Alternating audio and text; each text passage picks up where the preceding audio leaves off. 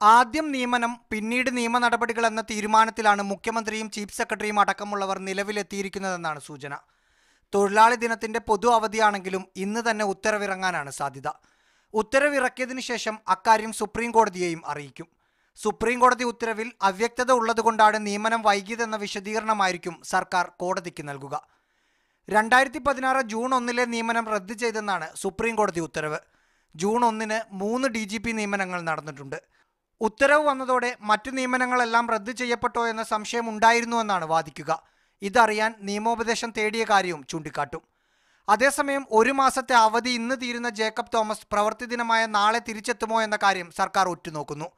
അവധി നീട്ടാനാണ് സർക്കാരുമായി ബന്ധപ്പെട്ട വൃത്തങ്ങൾ ജേക്കബ് തോമസിന്റെ മുന്നിൽ വച്ചിരിക്കുന്ന ആവശ്യം.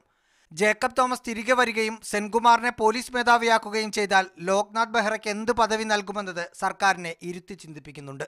റാഹീസ് റഷീദ്, മീഡിയ 1, തിരുവനന്തപുരം.